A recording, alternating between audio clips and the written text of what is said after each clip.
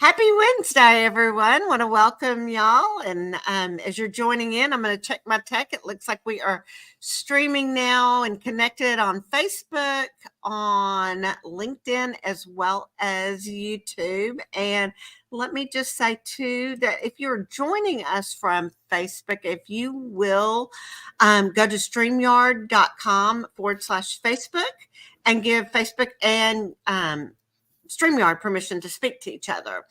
Otherwise, if you leave a comment, it's just going to say Facebook user. So just know that would be really great if you would do that. And I'll leave that up on the screen for those of you that are joining in. If you are catching this on the replay and you're watching it, please use hashtag replay. And if you have questions, make sure you tag me in your questions, and that way I'll get a notification so I can come back and answer you in the comments. And you can always send me a direct message as well. So if you are new to me and I am new to you, let me have some introductions here. My name is Beverly Smith, and I am the founder of Career Success Strategies. I am also the former owner of a staffing and recruiting firm, so I know firsthand exactly what hiring managers are looking for, and I'm using that knowledge now to help mid, senior, and executive level professionals build their resumes so that they too can land the career of their dreams. So last week, if you joined us or if you didn't join us, we talked all about cover letters, and we talked about why they're still relevant, the benefits of having a professionally written cover letter. And I also shared with you guys my cover letter story of how using a cover letter actually landed me a 30% salary increase. So if you missed that, you want to go back and check that out, you can go over to my YouTube channel.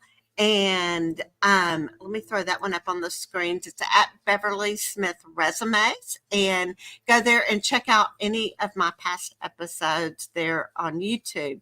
So this week, though, I'm so excited. You can see I've got a guest. My friend Aricia Shaffer is back joining us. Y'all may remember she was actually with us in one of our very early episodes back in October, where we talked about future proofing your career. And it was probably one of my more popular episodes.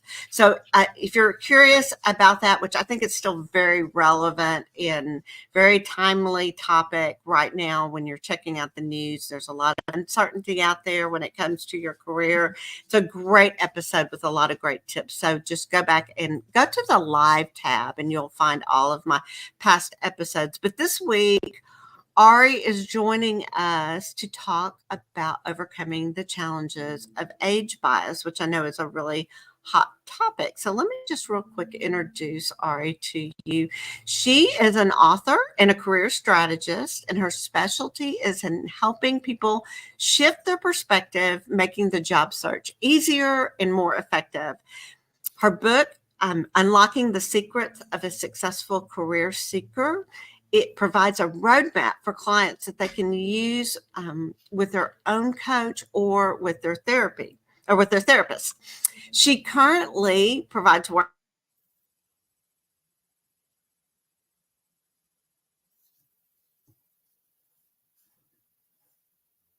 who know what they want to do, but they need a place to do it. So she's right now, I think, maybe has a few spots for one-on-one clients. And let me see. I think I can throw her website up on here, but you can find her book on her website as that is not your web views. Oh no, where did it go?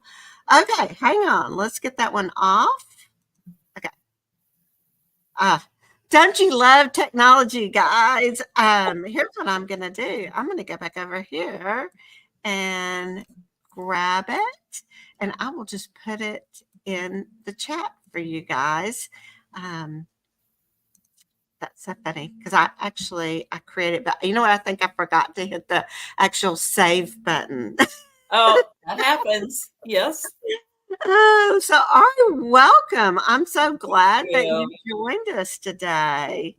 There we go. There it goes up there.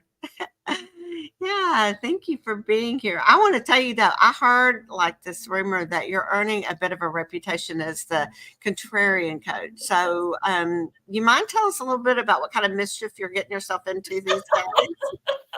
Always a rebel. Yeah,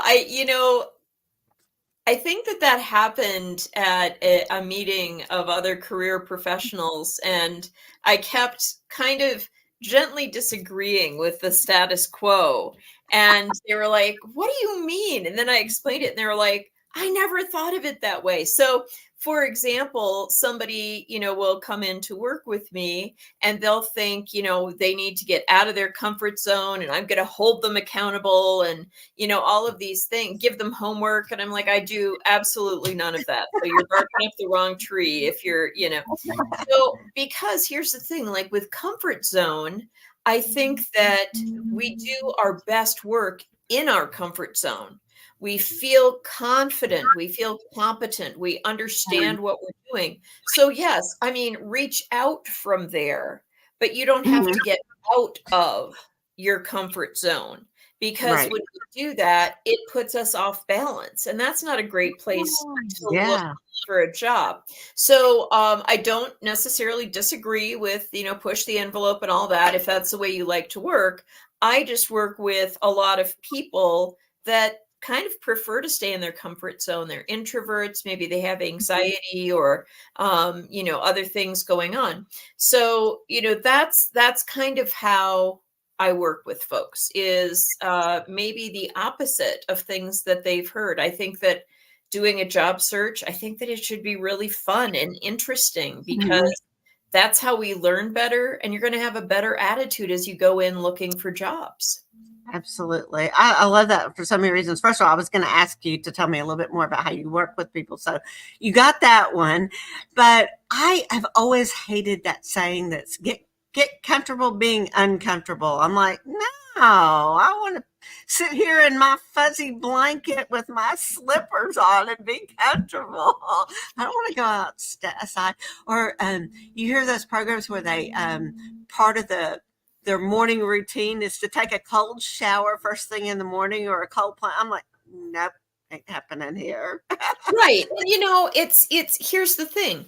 If somebody wants to do that, that's comfortable to them. I mean, it might be uncomfortable for them to stand in cold water, but they're comfortable with the idea of doing it. It's like, "Ooh, that's a great challenge."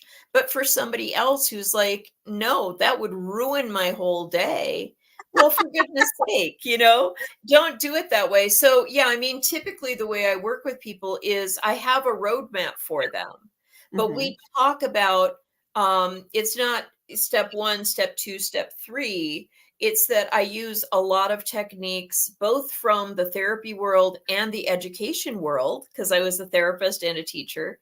And I take those things and utilize them for all of the different pieces. And then they get to the end and they're like, oh my gosh, I know exactly what I'm doing. And I'm like, I know. How cool is that? So, that's how I work with people. I think that's really cool because it's not a linear process, No. and some of us, our brains would really like for it to be very linear and just okay, just take me down these steps and we'll do it. And then there's a whole nother group of people that is like, hey, I'm real comfortable being all over the place. Well, that's what job search is.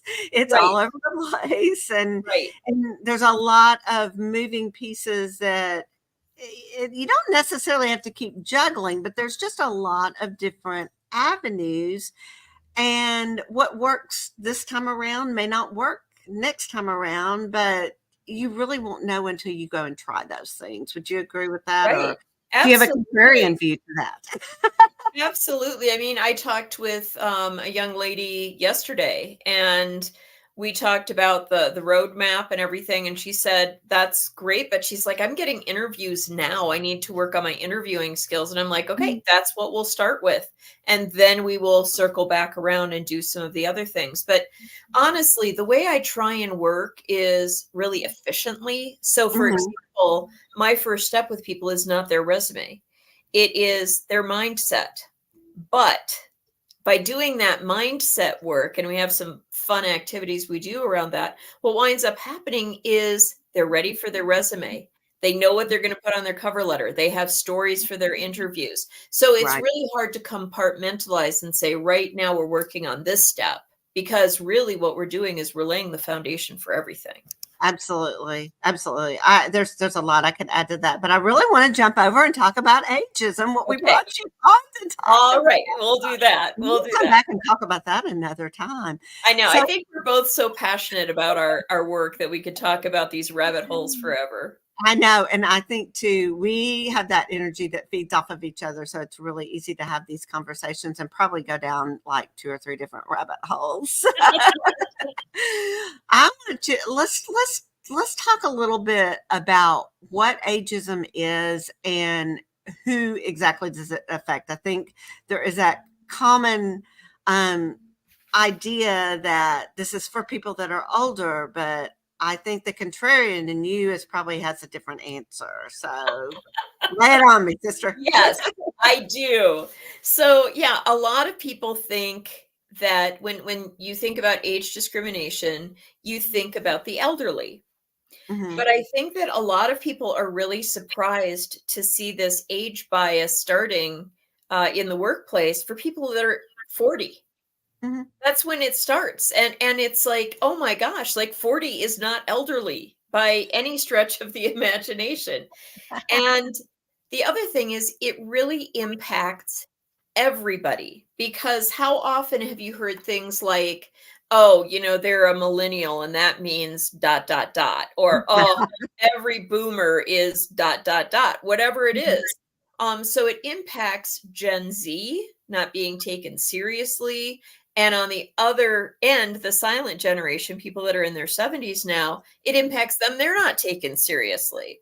mhm, So the thing that I find really funny though is that every time somebody says boomers are always whatever, and it's for anything, it's the millennials, the silent generation, Gen Z, all of them, when they're denigrating them, they will say things like, they're so selfish and entitled and lazy. That's what they say about every generation. So that's not true. I mean, it's like the individuals within there could be, and a lot of it is misunderstanding. We'll talk mhm, about that a little bit too. But the other thing that I found when I was researching this that I thought was really funky is that when you look at like Betty White when she was on Golden Girls, right? mhm, She was 63.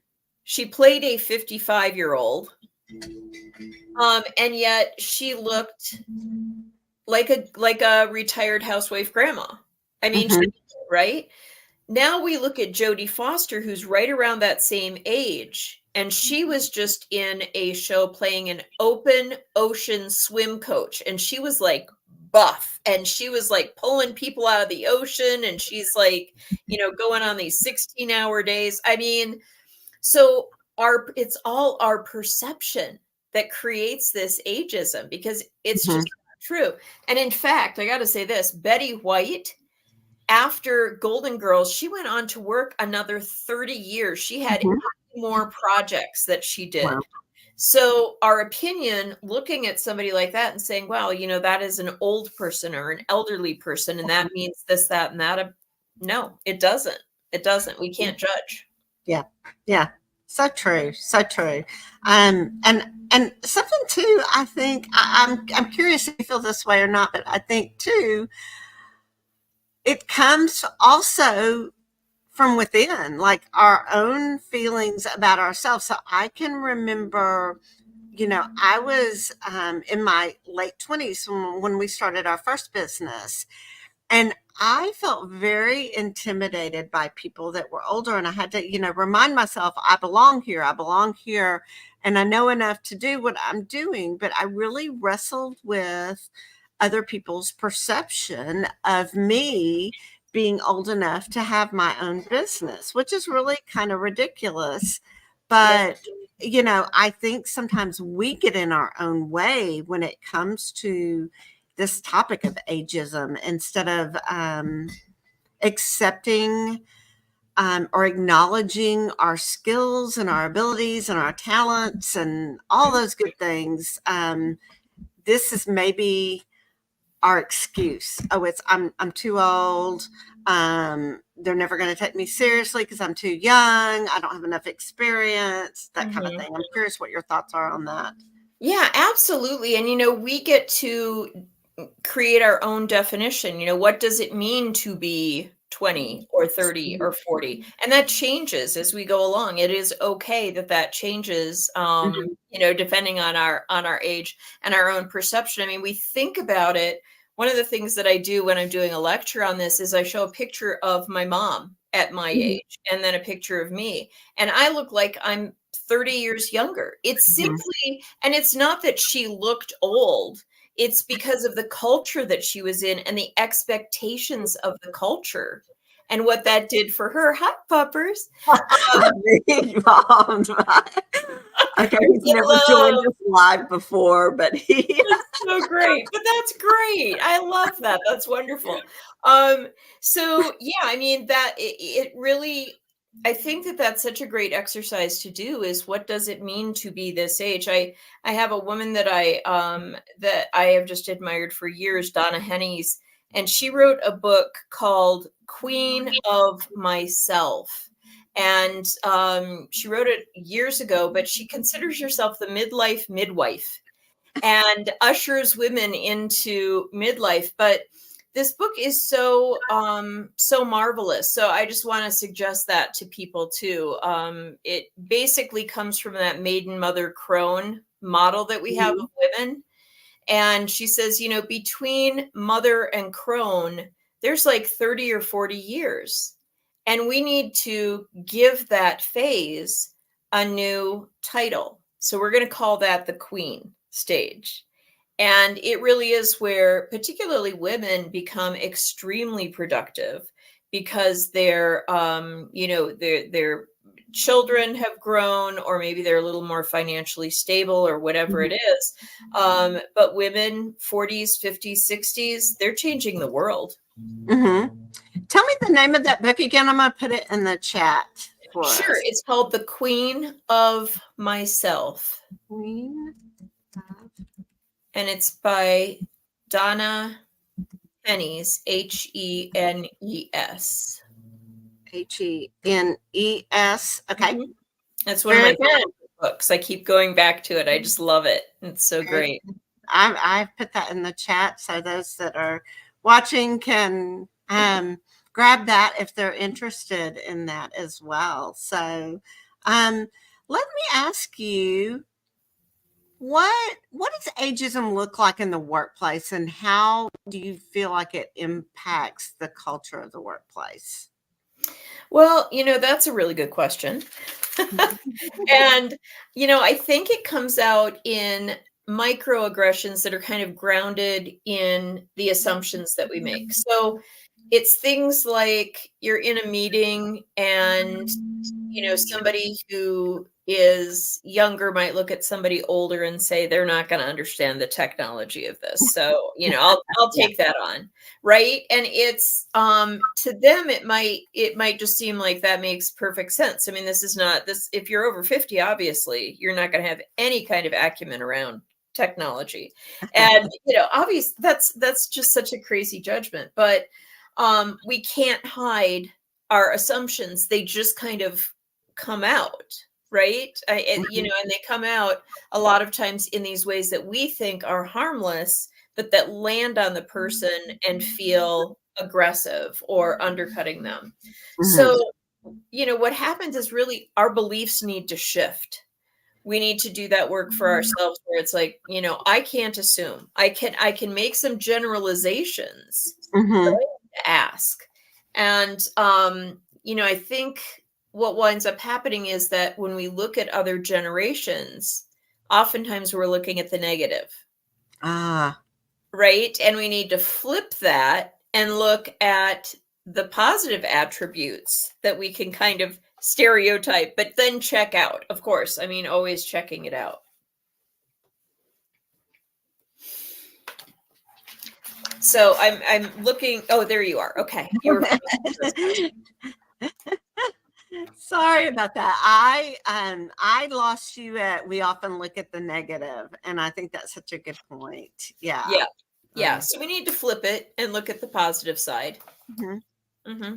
I think asking some good questions too, like, you know, sure, it's easy to make that assumption about technology. And honestly, if I'm sitting in a meeting with someone in their 30s and there's something about technology that comes up, I would be more than happy to let them take over that. Well, you and I off camera had an interesting discussion about technology and that your son was going to help you with troubleshoot some things. But I think the way that you handle that is, hey, I would, I'd be willing to take on this project, unless that's something that you feel like you want to do. If you don't know enough Mm-hmm. about that person, and just ask them, because you never know, you may be sitting across the whiz that just happens to be in their 50s, 60s, or whatever, and that's just tinkers with things is really really good. I had a client that I worked with,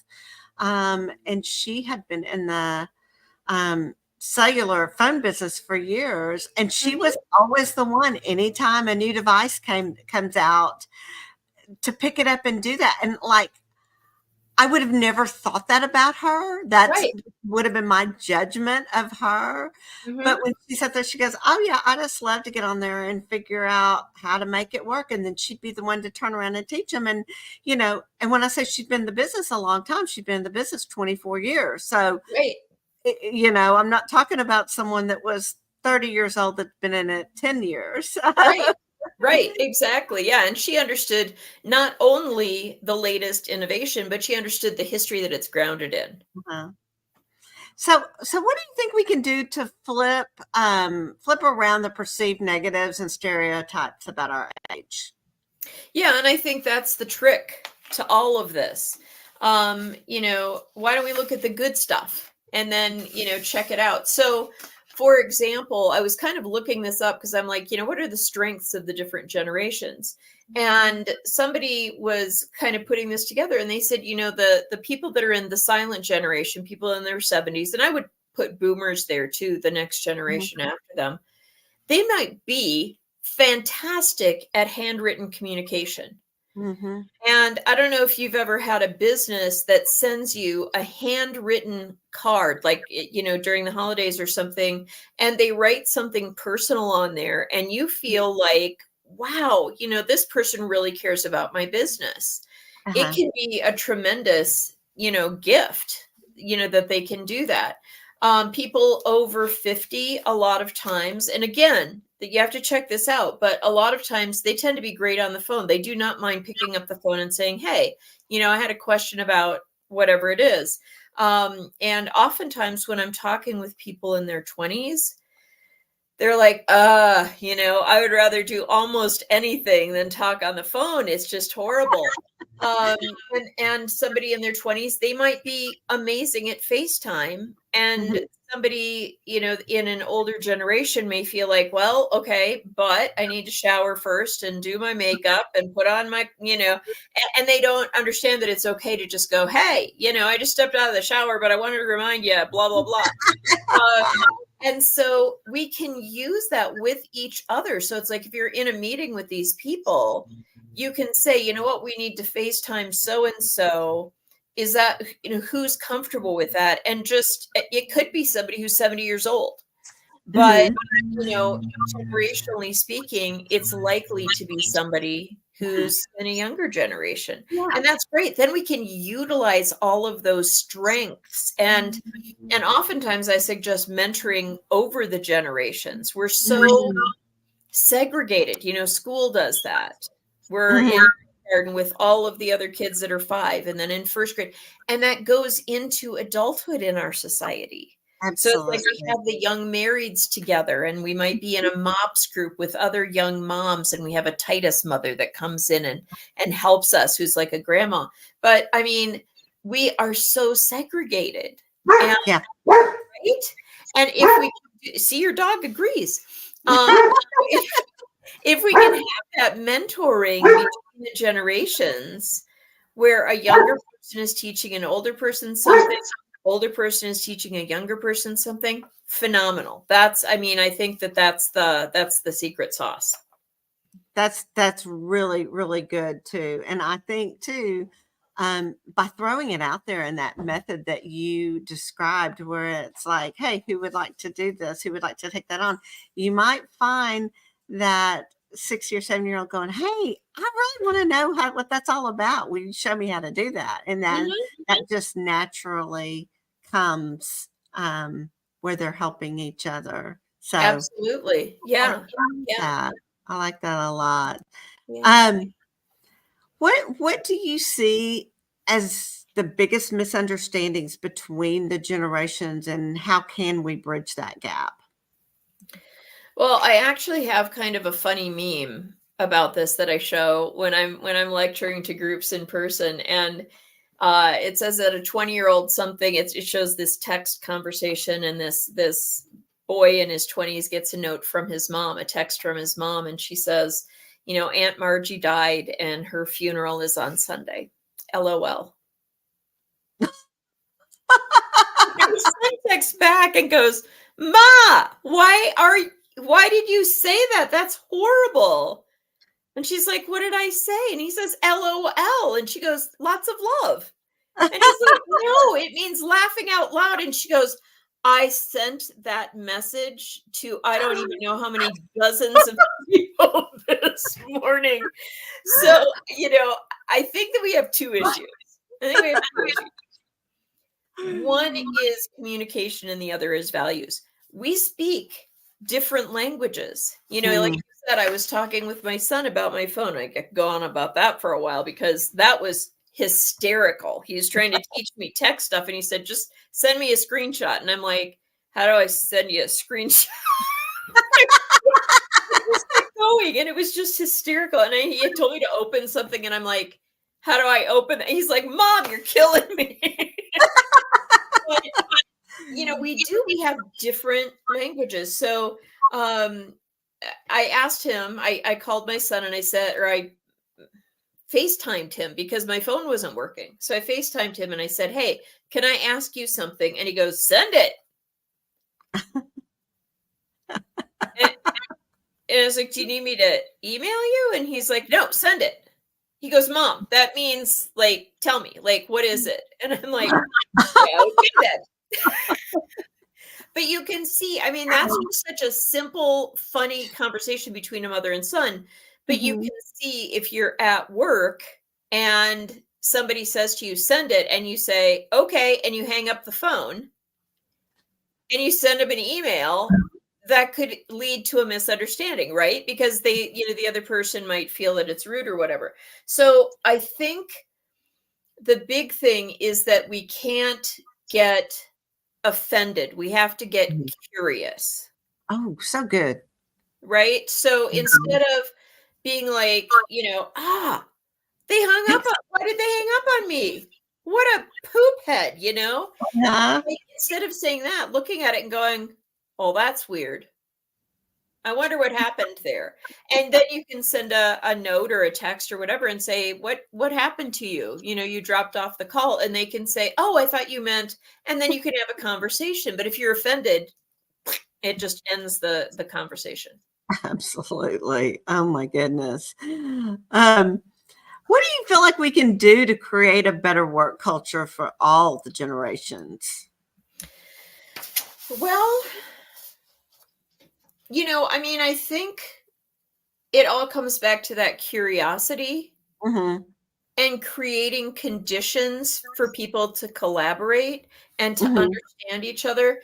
I read an article the other day that had like a young person laying on the couch like they were, being bored or whatever.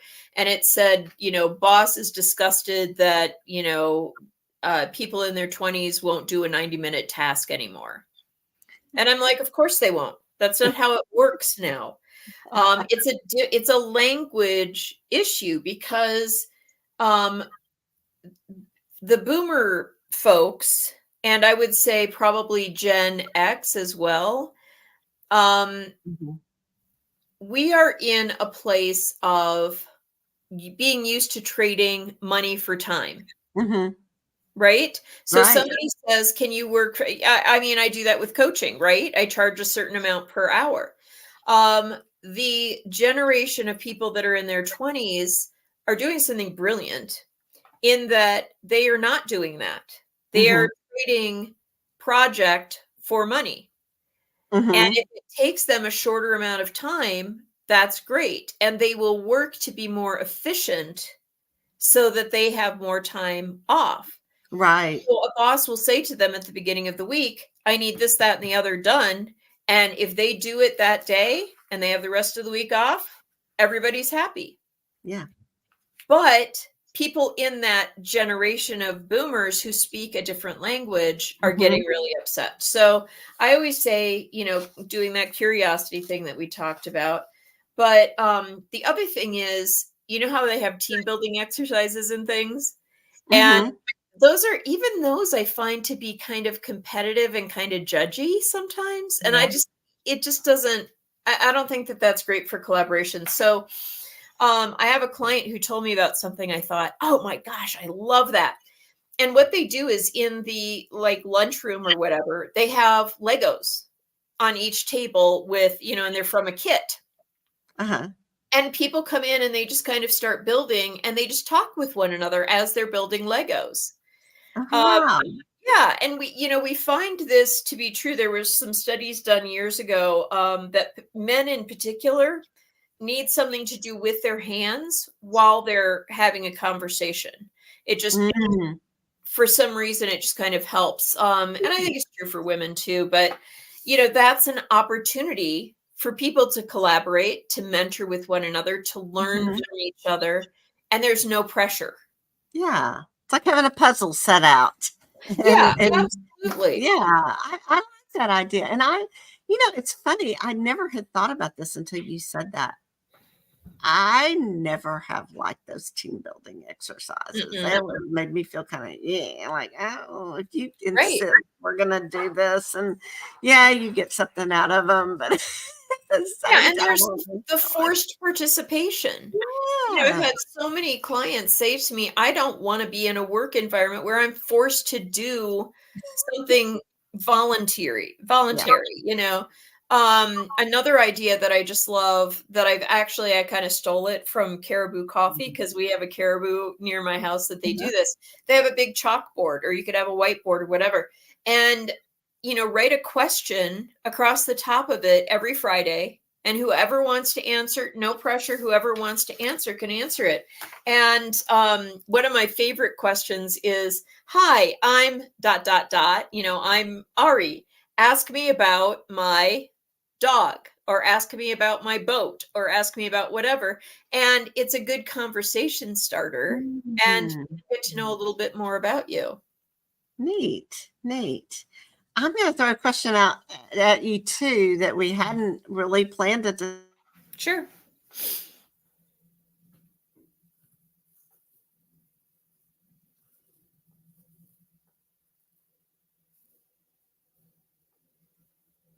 Oh, you froze. Are you back? Okay, the technology demons got us again. So here's what I want to throw out at you. Since you and I both work with a lot of job seekers, how do you help someone who, let's say, he or she is in their 50s and they are now, they're not ready to retire, but maybe they find themselves laid off, and it's we still need to work, and they just have that attitude of, no one's going to hire me because I'm too old and I'm too Mhm. experienced, and they can pay someone younger a lot less than me.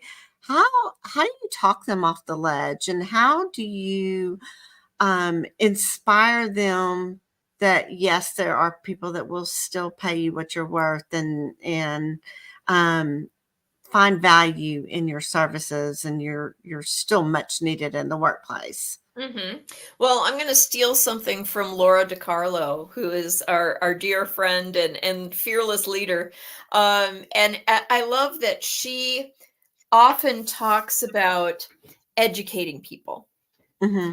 right? So just like with the work that we do, we need to educate people about what is it that they don't know they don't know.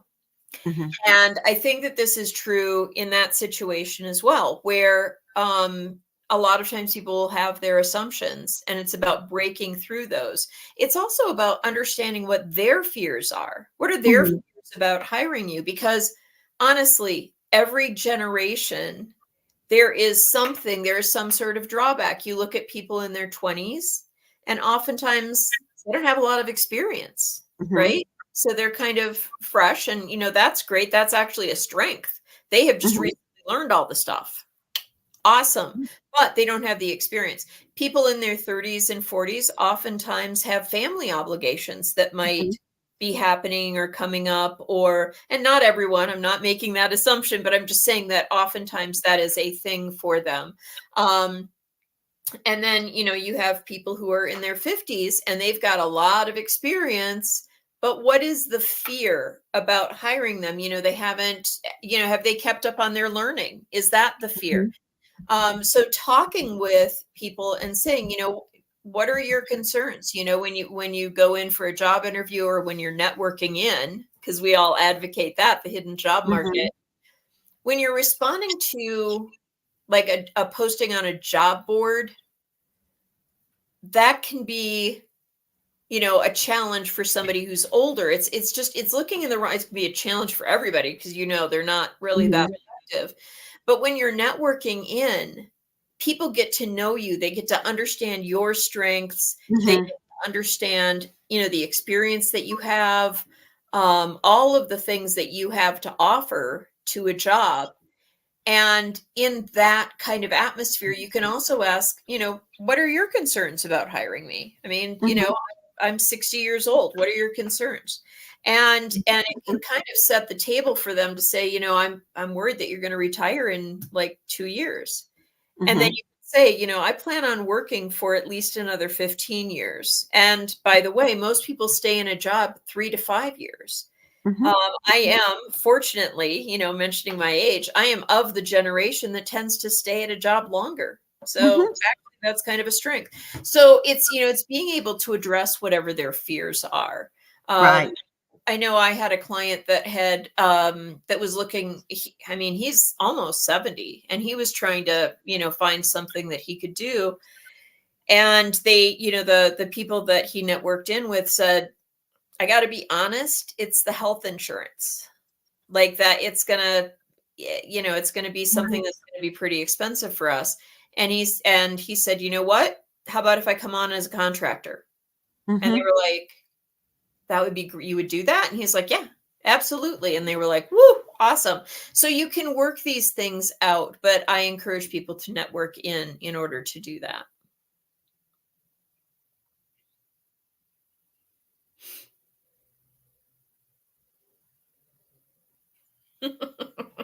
Beverly has a storm coming, so she's having some glitchiness. Hi. I'm back. I'm back. I just heard a report from my husband that there is a storm rolling in, so that may Oh dear. be some of our glitches. But yeah, and so I wanna pick up on something that I did hear you say, and that's the gentleman that you talked about that you worked with. I love that idea. One of my mentors when I was in staffing and recruiting talked a lot about that, how you can actually work with people that have technically already retired, and they could go back to work from their previous employers as a contractor because they only need to work a certain amount of hours, or they don't, and they've got the same expertise and that they're bringing, but Right. maybe they don't need a full-time job, but you could still pay them the caliber. So let's say, you only have X budgeted, but if this person's only going to work however many hours, then you could circle that around and make that pay more beneficial to them Yeah. as well, to make it worth their time. But at the same time, and know that they're bringing in that expertise. You're not having to go and school someone and start over with training. So there's just so many opportunities. I had a gentleman on, I had Indy on not too long ago on my live stream. And I don't know that he said this on the live stream. It may have been off camera, but he talked about actually some of the best people with the best expertise are going to be those in their 60s. It was Yeah, 60s first, 70s, and then 50s. And you absolutely. just talked about because of their expertise and because of their experience. And like I said, so many people are either they're going to have to work longer or they just want to, or they just retire and they go, this wasn't exactly what I was expecting it to be. I've traveled where I want to travel, or maybe I don't like traveling as much as I thought I was. And, Yeah. I'd really like to be doing something that's of interest to me. Exactly. And when employers are thinking, "Oh my goodness, like, I'm going to have to pay this person so much more." Think about it this way. If this person is not an employee, but they're a contractor, because maybe this person already has Medicare, maybe Hmm. they already have a pension or a 401k from another job that they worked or whatever. They don't need vacation days because they're going to be working as a contractor. So, that's totally. Hmm. So you take all of the perks, benefits, and side pieces, those are gone, and then just look at the income, and it's like, actually they're going to be maybe cheaper to hire. And I'll So throw one more in at you. Take FICA and Medicare. That the employer's portion contribution of that is now gone, yeah, and that frees up a substantial amount right there. absolutely. So you have to look at the whole package, Yeah. and find a way to work with it. I mean, I think that that's the thing is really valuing yourself, and going back to that question that I love, which is, what does it mean to be whatever age you are? Hmm. Figuring that out. What are the strengths that you're bringing into the job? And yeah, very valuable. Every generation has something very valuable to offer. I Um, like that one question too that you offered a while ago too, that empowers someone to ask, what is your hesitation? What would be your hesitation? Because again, you kind of look and you start making assumptions and about what you think that their hesitation is, and oh, it turns out it's the cost of the health insurance. mhm. Well, okay, let's solve that problem, you Right. know. Right. Yeah, it's, trying not to take things personally, and instead just putting it on the table and addressing it. Hmm. We're so not used to that kind of communication that when I have talked with clients about a model that I use, it's Marshall Rosenberg. I don't know if you're familiar with him. Nonviolent communication is that model. And I talk with people about utilizing that when they're talking with somebody and when they have a conflict. And I actually worked with a client in the Midwest, and they were just having conflicts all over the place, and learned how to do this model. Mm. Wound up going in and having that conversation. He's older, and what are your concerns about hiring somebody who is, so I think he was 63, and he just used that model, and they wound up hiring him because of his communication. Mm. So I thought That's that awesome. that was just a beautiful thing.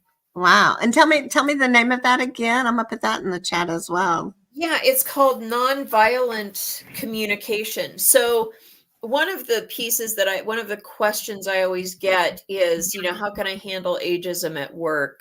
And so I just wanted to give an example in Rosenberg's model, what that would look like. So what he talks about is bringing up, first of all, the observation that you have. That might look like, at Monday's meeting, somebody mentioned I may be unable to learn new technical skills due to my age. And next, share your feelings. Hmm. And that might look like, I felt angry about that and also frustrated because I enjoy technical challenges and I feel I do well with learning. And then share what you need. I need to clarify that I'm qualified and capable to do this sort of work. And finally, request what you need. Mm. Or I'm sorry, you make a request of that other person. So you know what the needs are. Now you are going to make a request. I'd like to ask for more opportunities to share my technical expertise with the team so that I can prove my abilities. And Ah. you see how calm that is. You're not going in and saying, you know, Josh said that I was old and he's just being a poop and I don't like him. And, you know, it's not. And this is the problem, I think, that happens in a lot of work cultures is that people come to HR or their boss or whatever, and they just lay a problem in their lap. If instead we can use this nonviolent communication, it can be so useful in working together for Mm, solutions rather than just dumping on somebody. absolutely. What is Rosenberg's first name? Marshall, Marshall. Marshall. It's an old model, but it has been used. He used it all over the place. I mean, I think that he used it in the Middle East, and he's used it Mhm. in classrooms and jails and everywhere. And it's beautiful. It's I love it. beautiful at work or to take into your life at home. It's just a really, really good. Great, great, great conversation today. Tell me, where are the best places for people to follow you online besides your Yeah. website? Well, I am on LinkedIn. Uh-huh. And I do have a Facebook group, and they can also just reach out to me. Okay. They can go out to my website, ariciashaffer.com. Mm-hmm. It's my name. I put my shortcut name in there, my nickname, but it's Aricia, and then my last name, Shaffer. .com. And you can reach out to me if you'd like to have a session. I have a few slots available for individuals. I only work with 10 individual clients because I really want to, you know, just really provide them with everything that they need. Yeah. So Beverly and I were talking about this before. One of the benefits of age for some people, fortunate people, is that we can work with just a smaller group of people and really give them all of the attention that they Mhm. deserve. It's huge. And this has been such a good conversation. I think it probably opens people's eyes as to why it is beneficial to work with a career coach and someone that can guide you along in through the process and just maybe help see things from a different perspective. Yeah. I think there's a lot of us. I feel like I will tend to look, I've got this, I got it, but then when I do have a conversation with someone, I'm realize having someone else's perspective, maybe they can see things in me that I don't necessarily see as a strength or a talent, or maybe I Right. see as a, a concern, and you're like, Sure. oh no, actually it's not a concern. That's really good. So Right. Well, one of the biggest problems that I see people coming to coaching with, and I my heart just bleeds for them. I feel terrible for them. They come in, they have been trying to answer the wrong question for years. They've been just banging their head against the wall, trying to figure out, for example, what's my passion? Like I have worked on that. I have read the book, I've gone to the workshops, and I can't figure out what my passion is. And I'm like, is that the right question? And they're like, what do you mean? And I'm like, I don't think it's a great question because I think your passion is sacred. I think that's something that you should do and not, put all of those work expectations around it. And I think you should Mhm. love your work, but if something is your passion and that's what you love, you don't want that contaminated by agendas and audits and all of that kind of stuff. And that's a big thing with coaching. People come into coaching, you can help them solve the right problem. Mhm. Yeah. Such good points. Well, this has been great. Um, y'all, we have covered a whole lot of ground. So you can definitely catch the replay if you want to. And if you've got questions, I didn't see any in the chat for us today, but catching the replay, definitely tag me in those. Use hashtag replay. Reach out to Ari.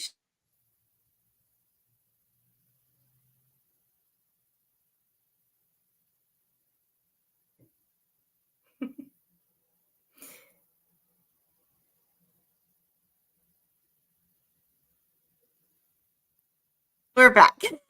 Um, so I think it's time for us to get on out, but I will just remind everyone that I do work with mid senior level professionals and executive level, and you are welcome to book a complimentary consultation with me by going to this link that I put up on the screen, and happy to talk to you more about our services. So again, thank you. And I will be back next week. I have a special guest, Bethany Wallace, joining us to talk Wonderful. in honor of Mental Health Month. We're going to be talking about mental health in the workplace. So I'm excited about that conversation as well. So thank you. And we will see you next week on our next video.